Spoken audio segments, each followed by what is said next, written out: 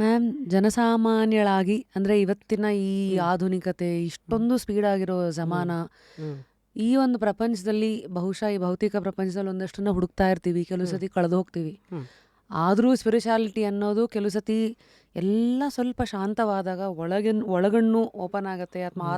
ಆತ್ಮಾವಲೋಕನೆ ಹ್ಮ್ ಅಥವಾ ಒಳಗಿರೋ ಧ್ವನಿ ಕೇಳಿಸ್ಕೊಳ್ಳೋಕ್ಕೆ ಒಂದು ಕನೆಕ್ಷನ್ ಬೆಳೆಸ್ಕೊಳ್ಳೋದು ಅಂತ ಈ ಥರದೆಲ್ಲ ಒಂದಷ್ಟು ಪದಗಳ ಬಳಕೆ ಆಗಿದೆ. ಹೌದು.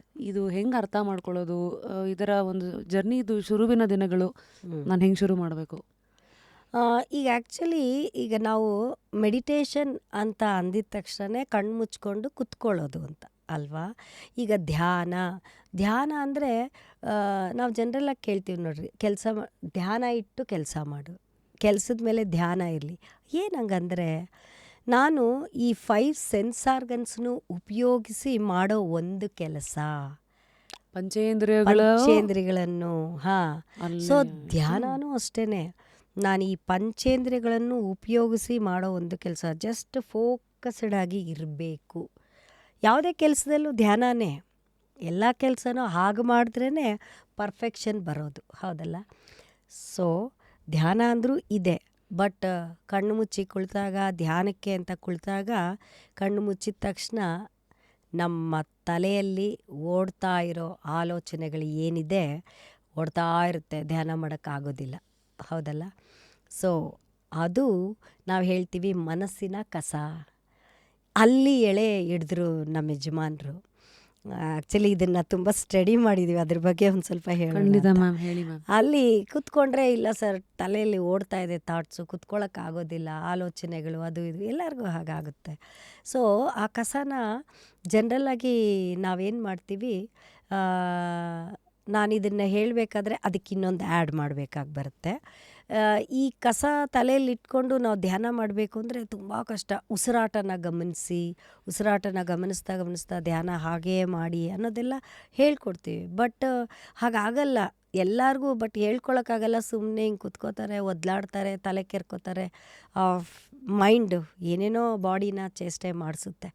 ಅದಕ್ಕೆ ಮತ್ತು ಇದು ಮೆಡಿಟೇಷನ್ ಮಾಡೋರ್ಗಾದರೆ ಜನರಲ್ಲಾಗೂ ನಮ್ಮ ತಲೆಯಲ್ಲಿರೋ ಕಸ ಆಚೆ ಹಾಕದೆ ಹೋದರೆ, ನಮ್ಮ ತಲೆಯಲ್ಲಿ ಬೇಕಾದಷ್ಟು ಕಸ ಇದೆಲ್ಲ, ಪಾಸ್ಟ್, ಫ್ಯೂಚರ್, ಈಗೇನು ಆವಾಗ ಹಂಗಾಯ್ತು, ಇದು ಹಿಂಗಾಯ್ತು, ಇದು ಹಿಂಗಾಗೋಯ್ತು, ನನ್ನ ಜೀವನ ಹಾಗಾಗೋಯ್ತು, ಇವೆಲ್ಲ ಕಸನೇ ಅಲ್ವಾ.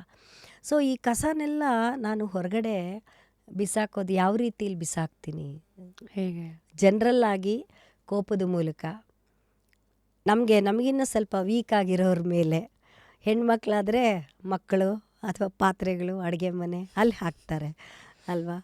ಗಂಡು ಮಕ್ಕಳಾದರೆ ಗಾಡಿ ಮೇಲೋ, ಕನ್ನಡಿ ಮೇಲೋ, ಗೋಡೆ ಬಾಗಿಲು ಗುದ್ದುತ್ತಾರೆ. ಅಥವಾ ಬೈಕು ಸ್ಪೀಡಾಗಿ ತೊಗೊಂಡೋಗ್ತಾರೆ.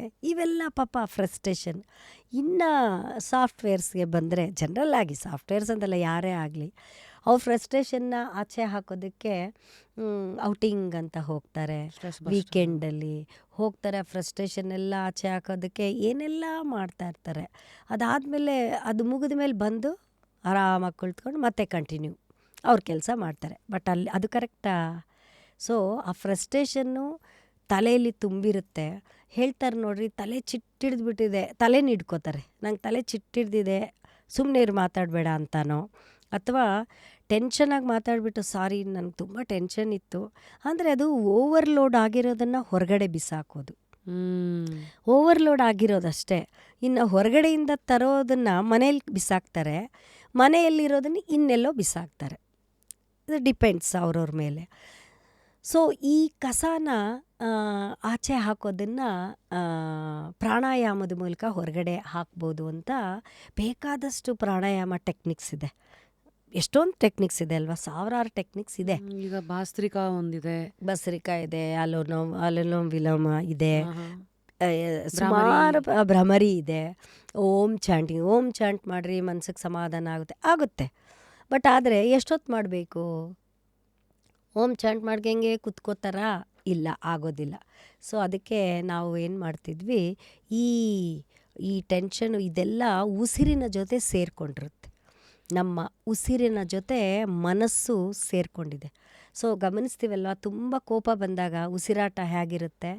ಜೋರಾಗಿರುತ್ತೆ. ತುಂಬ ಖುಷಿಯಾದಾಗ ಹಾರಾಡೋ ಥರ ಇರುತ್ತೆ, ಚೆನ್ನಾಗಿರುತ್ತೆ. ಅದೇ ತುಂಬ ದುಃಖ ಆದಾಗ ಉಸಿರೇ ಬರೋದಿಲ್ಲ. ಸೊ ಇದನ್ನು ಉಸಿರಿನ ಜೊತೆ ಏನು ಸೇರಿಕೊಂಡಿದೆ, ಆ ಉಸಿರನ್ನ ಹಿಡ್ಕೊಂಡು ಆಚೆ ಬಿಸಾಕೋದು. ನೋಡಿ, ಕೋಪ ಬಂದಾಗ ಉಸಿರಾಟ ಜೋರಿರುತ್ತೆ. ಸೊ ಹೆಂಗೆ ಬಿಸಾಕ್ತೀವಿ? ಆ ಕೋಪದ ಮೂಲಕ ಬಿಸಾಕೋದನ್ನು ಥ್ರೂ ನೋಸ್ ಬಿಸಾಕ್ತೀವಿ.